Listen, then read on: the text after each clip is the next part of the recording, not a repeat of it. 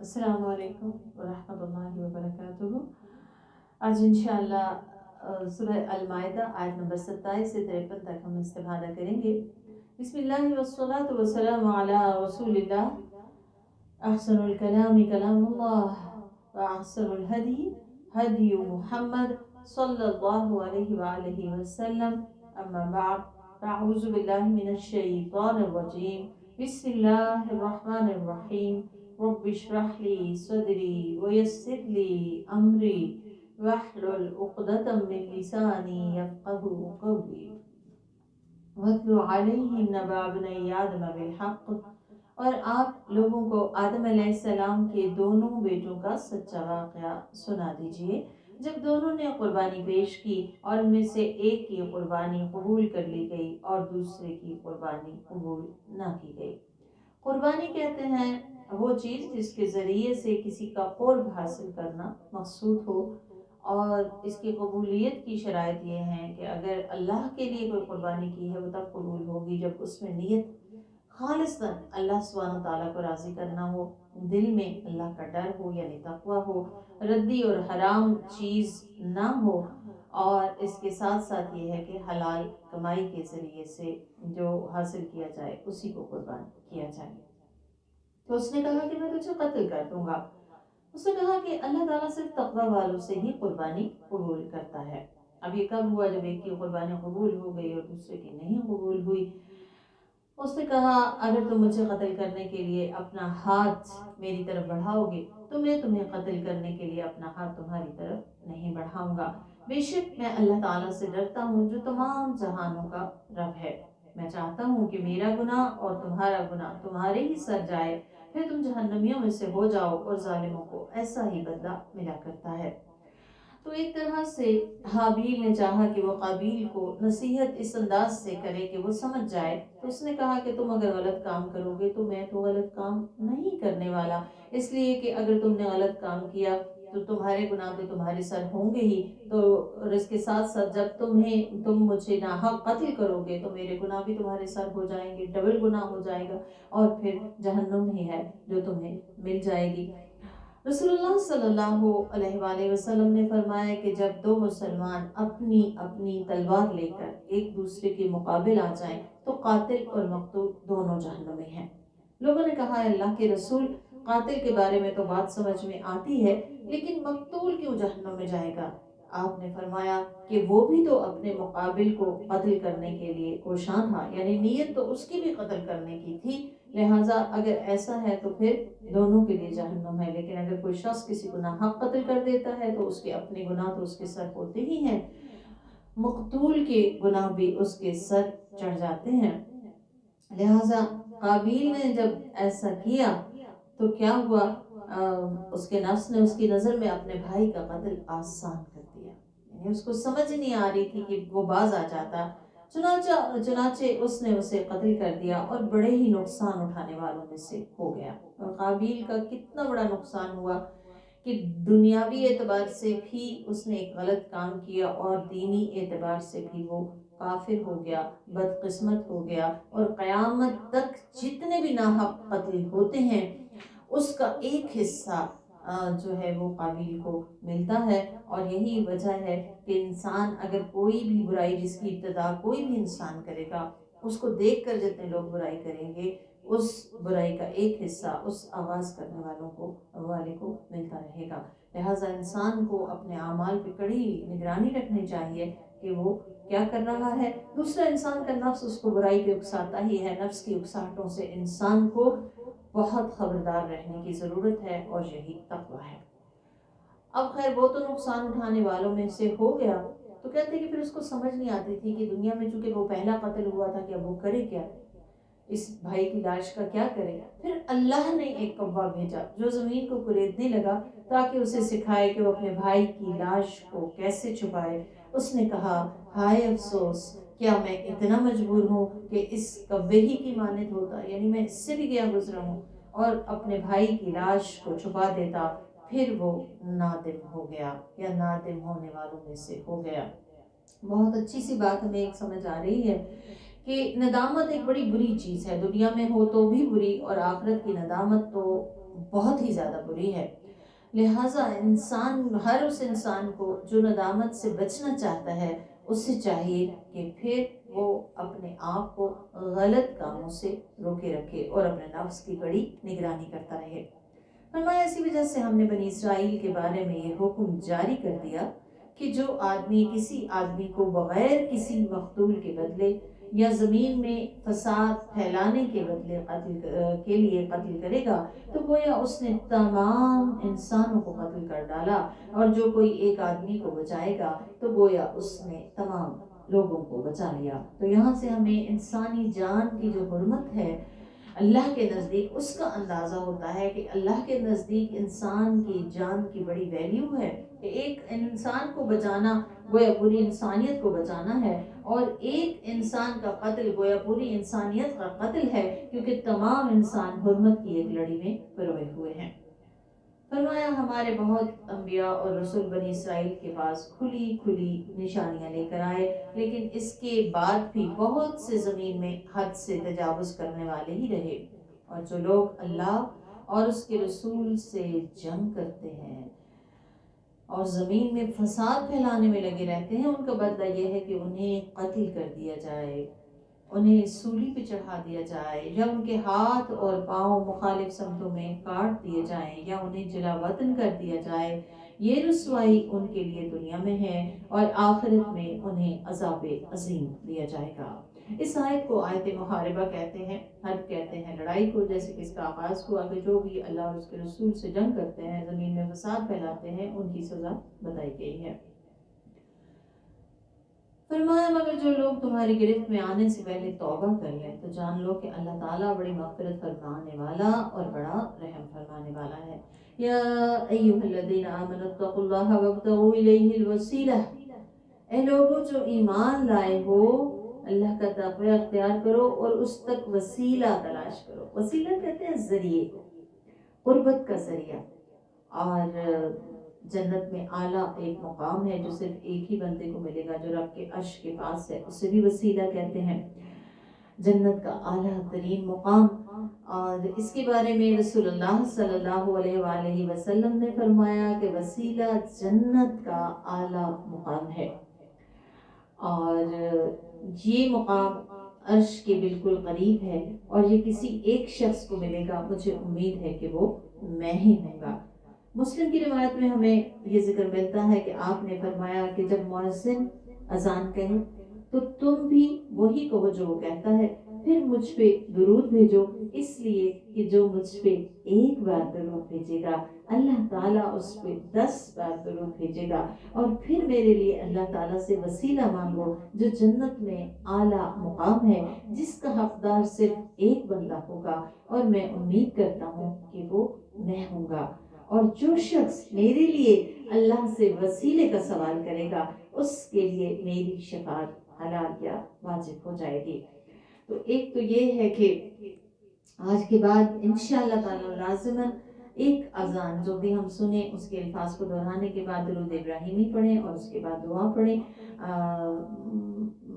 جو کہ سنت سے ساتھ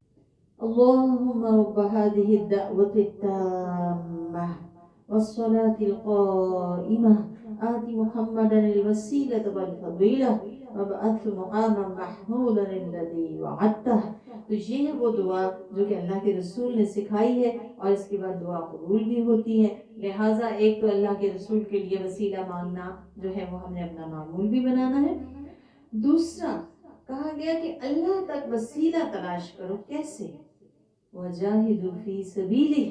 اس کے راستے میں مسلسل اور اپنی پوری قوت والی کوشش مسلسل کرتے ہوئے۔ فائدہ کیا ہوگا؟ لَعَلَّكُمْ تُفْلِحُونَ، تاکہ تم کامیاب ہو جاؤ، تم مقصود و مطلوب کو پالو اور ہر مکروہ سے تم دور ہو جاؤ، اور یہی اصل کامیابی ہے۔ تو جاہدوا فی سبیلہ راستہ ہے جس کے ذریعے سے اللہ کا وسیلہ ہمیں مل سکتا ہے۔ انسان اپنے فرائض اور واجبات اور مستحبات تک کوشش کرے کہ اللہ کو راضی کرنے کے لیے لگا رہے، ہر رکاوٹ کو ہٹاتا چلا جائے، چاہے وہ تعلیم دین ہے، چاہے وہ تبلیغ دین ہے، چاہے وہ قتال فی سبیل اللہ ہے، چاہے وہ فرائض کی ادائیگی ہے جو اللہ سبحانہ تعالیٰ نے ہمیں حکم دیا، ہر حال میں اللہ کی فرما برداری کرتا رہے، تو یہ وسیلہ پانے کا ذریعہ ہے۔ اللہ سبحانہ تعالیٰ سے دعا ہے کہ ہمیں اپنی طرف جانے کا وسیلہ عطا فرمائے۔ فرمایا بے شک جن لوگوں نے کفر کیا، اگر ان کے پاس زمین کی ساری چیزیں اور اتنی ہی اور بھی ہوں تاکہ انہیں دے کے اپنے آپ کو قیامت کے دن عذاب سے بچا لیں، تو وہ ساری چیزیں ان کی جانب سے قبول نہیں کی جائیں گی اور انہیں دردناک عذاب دیا جائے گا۔ یعنی دنیا کے اندر تو تھوڑا سا صدقہ بھی انسان کے لیے بڑی چیز ہے جو اس کی گناہوں کے کفارے کی صورت میں انسان کو بہت سے گناہوں سے بچانے والا ہے، لیکن آخرت میں اتنا بڑا مال بھی جو کہ کسی کے پاس ہوگا ہی نہیں، بتایا گیا سمجھایا گیا کہ اگر وہ بھی دینا چاہے گا انسان تو دے نہیں سکے گا، لہٰذا اللہ کو راضی کرنے کے لیے اپنے گناہوں کی بخشش کے لیے صدقہ کرتے رہنا چاہیے۔ فرمایا وہ لوگ آگ سے نکلنا چاہیں گے لیکن کبھی نکل نہ پائیں گے اور انہیں دائمی عذاب دیا جائے گا۔ پھر فرمایا چور اور چورنی دونوں کا ہاتھ کاٹ لو، ان کے کیے کا بدلہ اللہ کی طرف سے عذاب کے طور پر اور سزا کے طور پر، اور اللہ بڑی عزت والا اور بڑی حکمت والا ہے۔ آپ دیکھیں گے کہ اسلام میں سزا اور جو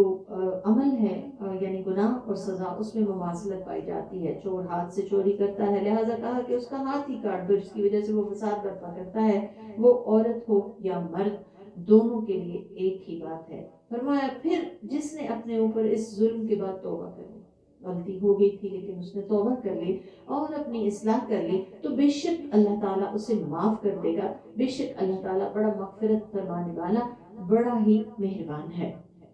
دارقطنی میں حاکم میں ایک روایت آتی ہے، ابو ہریرہ سے روایت ہے کہ ایک چور رسول اللہ صلی اللہ علیہ وآلہ وسلم کے پاس لایا گیا، تو آپ صلی اللہ علیہ وسلم نے حکم دیا کہ اس کا ہاتھ کاٹ دیا جائے، لہٰذا اس کا ہاتھ کاٹ دیا گیا۔ اس کے بعد آپ صلی اللہ علیہ وسلم نے اس سے کہا کہ توبہ کرو، تو اس نے کہا کہ میں اللہ کے حضور توبہ کرتا ہوں۔ تو آپ صلی اللہ علیہ وسلم نے فرمایا اللہ نے تیری توبہ قبول کر لی۔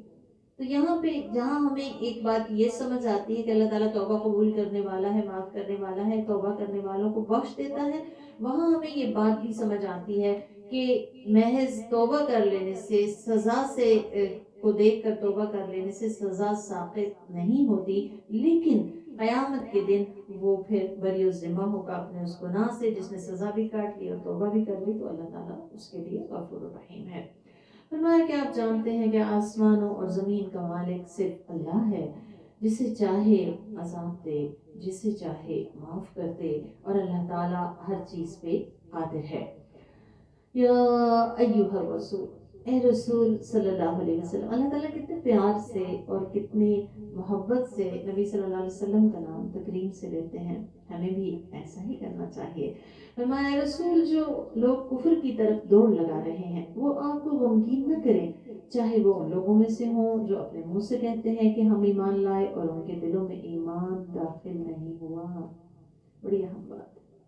ایک ہے زبان سے اقرار، وہ تو کوئی شخص بھی کلمہ شہادت پڑھتا ہے تو وہ مومن شمار ہوگا، لیکن ایمان کا دل میں داخل ہو جانا ایک اور چیز ہے۔ اللہ سے دعا کرنی چاہیے ہمیں کہ یا رب میرے دل کو نور ایمان سے منور فرما دے، کیونکہ جب ایمان کا نور انسان کے دل میں داخل ہوتا ہے تو وہ نظر کہاں سے آتا ہے، اس کی سوچ بدل جاتی ہے، اس کی بات بدل جاتی ہے، اس کا عمل بدل جاتا ہے، اس کی پسند ناپسند، اس کی محبتیں، اس کی نفرتیں، تمام چیزیں بدل جاتی ہیں۔ تو ہم بھی اپنے ایمان کا جائزہ لے سکتے ہیں کہ ہمارا ایمان کس لیول کا ایمان ہے، کیا ہماری سوچ بدلی، کیا ہماری پسند ناپسند، ہماری محبتوں میں کوئی تبدیلی آئی، کیا وہ ایمان اورینٹڈ ہیں۔ فرمایا چاہے وہ یہودیوں میں سے ہوں، یعنی دونوں صورتوں میں جن کے دلوں میں ایمان داخل نہیں ہوا، صرف زبان سے اقرار ہے۔ یہودیوں کے بارے میں فرمایا یہ لوگ جھوٹ بولنے کے لیے دوسروں کی باتیں کان لگا کر سنتے ہیں، اور کچھ ایسے لوگوں کے لیے کان لگاتے ہیں جو ان کے پاس نہیں آئے، کلام کو اس کی جگہوں سے پھیر دیتے ہیں کہ اگر تمہیں یہ حکم دیا جائے تو اسے لے لو، اور اگر یہ نہ دیا جائے تو چھوڑ دو۔ اور جسے اللہ گمراہ کرنا چاہے اس کے لیے آپ اللہ کی جانب سے کچھ بھی نہیں کر سکتے۔ یہی وہ لوگ ہیں جن کے دلوں کو اللہ پاک نہیں کرنا چاہتا، ان کے لیے دنیا میں بھی رسوائی ہے اور آخرت میں بھی بڑا عذاب ہے۔ یہ کون لوگ ہیں؟ یہ وہ لوگ ہیں جو منہ سے تو کہتے ہیں ایمان ہے لیکن دل میں ان کے ایمان نہیں۔ اس کا پتہ کہاں سے لگتا ہے؟ جب وہ جھوٹے قصے، جھوٹی باتیں ان کو بڑے شوق سے سنتے ہیں اور کلام کی بھی محل کو پھیر دیتے ہیں، اور یعنی جن کے عمل میں وہ ایمان نظر نہیں آتا، تو ہم سب کو ان تمام باتوں میں بہت توجہ دینے کی ضرورت ہے۔ فرمایا لوگ جھوٹ بولنے کے لیے دوسروں کی باتوں پہ کام لگاتے ہیں اور بڑے حرام کھانے والے ہیں، یعنی ان کی کمائی کا ذریعہ بھی حرام اور یہ حرام ہی کے ساتھ چلتے ہیں۔ یاد رکھیں حرام مال چاہے وہ رشوت ہو، چاہے وہ کوئی بھی ناحق طریقہ ہو جس سے وہ کمایا جائے، اگر انسان وہ کمائی کرے تو کمائی میں برکت نہیں ہوتی اور اس کو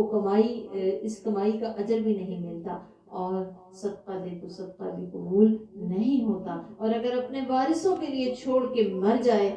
تو وہ اس کے لیے تو شاید جہنم بن جائے گا۔ لہٰذا حرام مال سے بچنا چاہیے، تھوڑا ہو حلال ہو تو اللہ تعالیٰ اس میں کفایت ڈال دیتا ہے، اس میں برکت ڈال دیتا ہے۔ فرمایا بس اگر وہ لوگ آپ کے پاس آئیں تو ان کے درمیان فیصلہ کر دیجئے یا ان سے منہ پھیر لیجئے، اور اگر آپ ان سے منہ پھیر لیں گے تو وہ آپ کا کچھ بھی بگاڑ نہ سکیں گے، اور اگر آپ فیصلہ کیجئے تو ان کے درمیان بھی عدل و انصاف سے فیصلہ کیجئے۔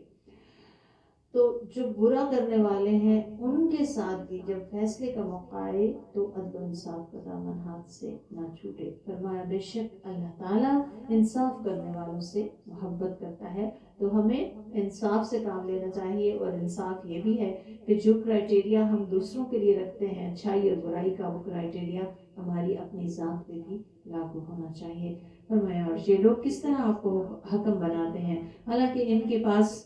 تورات ہے جس میں اللہ کا فیصلہ موجود ہے، پھر بھی اس کے بعد منہ پھیرتے ہیں،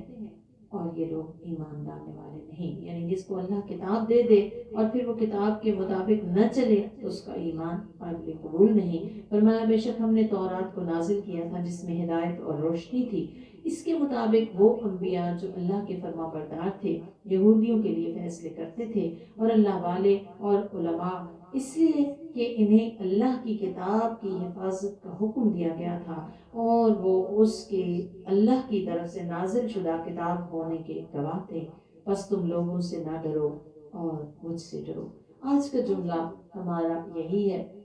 جو میں نے اور اپنے آپ کو ریمائنڈ کرانا ہے، فَلَا تَخْشَوُا النَّاسَ وَاخْشَوْنِی، لوگوں سے نہ ڈرو اللہ سے ڈرو۔ اور اللہ کا ڈر جب آ جاتا ہے تو پھر انسان کس چیز کی پرواہ کرتا ہے کہ کیا اللہ تعالیٰ کو یہ بات پسند ہے، یہ مجھے کر لینی چاہیے، اور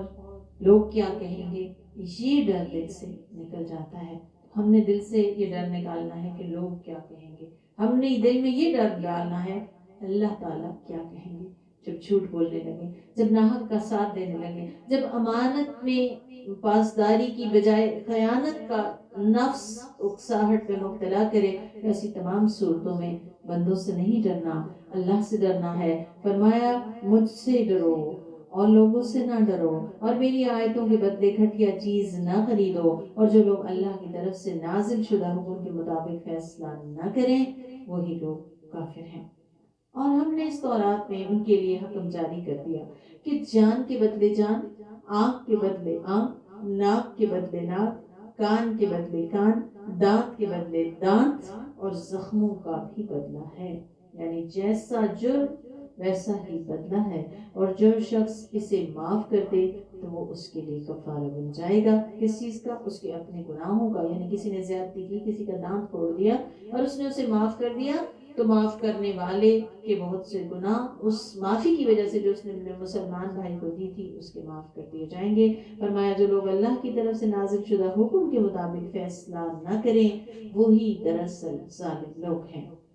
اور ہم نے ان انبیاء کے بعد عیسیٰ ابن مریم کو بھیجا، درا حالی کے وہ اس تورات کی تصدیق کرتے تھے جو اس سے پہلے آ چکی تھی، اور ہم نے انہیں انجیل دی جس میں ہدایت اور روشنی تھی، اور اس تورات کی تصدیق کرتی تھی جو اس سے پہلے آ چکی تھی، اور اللہ سے ڈرنے والوں کے لیے مکمل ہدایت اور نصیحت تھی۔ اور انجیل والوں کو چاہیے کہ وہ اسی حکم کے مطابق فیصلے کریں جو اللہ نے اس میں نازل کیا ہے، اور جو لوگ اللہ کی طرف سے نازل شدہ حکم کے مطابق فیصلہ نہ کریں وہی دراصل فاسق ہیں۔ فاسق کہتے ہیں نافرمان کو، یعنی ہمارے پاس بھی اللہ تعالیٰ نے حکم بھیج دیا قرآن مجید میں، سنت رسول کے ذریعے بھی اور قرآن کے ذریعے، تو ہماری زندگی کا ہر فیصلہ، چاہے وہ ڈیلی لائف کا ہو، چاہے وہ لانگ ٹرم پلاننگ کا ہو جیسے نکاح کا فیصلہ ہے، یا باقی جتنے بھی فیصلے زندگی کے ہیں، اس پہ اللہ کا حکم نافذ ہونا چاہیے۔ اس کے لیے لازم ہے کہ ہمیں اللہ کا حکم پتہ ہو، اس کے لیے لازم ہے کہ ہمیں قرآن کی سمجھ ہو، اور ہر دم ہم اس کے ساتھ رابطہ استوار رکھیں تاکہ جب موقع آئے فیصلہ کرنے کا تو ہمیں پتہ ہو کہ اللہ کا فیصلہ کیا ہے اور ہم وہی فیصلہ اختیار کر لیں۔ یہاں پہ بھی وہی جملہ اپلائی ہوگا کہ اگر ہمارے دل کا فیصلہ کسی اور طرف جھکاؤ رکھتا ہو تو ہم نے خود کو کیا کہنا ہے؟ فَلَا تَخْشَوُا النَّاسَ وَاخْشَوْنِي، لوگوں سے نہ ڈرو، اس رب سے ڈرو، اپنے آپ کو مخاطب کر کے کہنا ہے۔ فرمایا اور ہم نے آپ پہ برحق کتاب نازل کی ہے، وہ اس کتاب کی تصدیق کرتی ہے جو اس سے پہلے آ چکی ہے، اور اس پہ غالب اور شاہد ہے، بس آپ ان کے درمیان اسی کے مطابق فیصلہ کیجئے جو اللہ نے آپ پہ نازل کیا ہے، اور آپ کے پاس جو حق آ چکا ہے اسے چھوڑ کر ان لوگوں کی خواہشات کی پیروی نہ کیجئے۔ فَلَا تَخْشَوُا النَّاسَ وَاخْشَوْنِی، سمجھ آ رہی ہے نا؟ فرمایا ہم نے تم میں سے ہر ایک کے لیے ایک دستور اور راستہ مقرر کر دیا ہے، اور اگر اللہ چاہتا تو سب کو ایک ہی امت بنا دیتا، یعنی سب کو توحید پہ قائم کر دیتا، لیکن وہ چاہتا ہے کہ تم میں سے ہر ایک کو جو دین دیا ہے اس کے مطابق تمہیں آزمائے، بس تم لوگ نیک اعمال کی طرف سبقت کرو، تم سب کو اللہ ہی کی طرف لوٹ کے جانا ہے، پھر وہ تمہیں خبر دے دے گا جس میں تم آپس میں اختلاف کرتے رہے ہو۔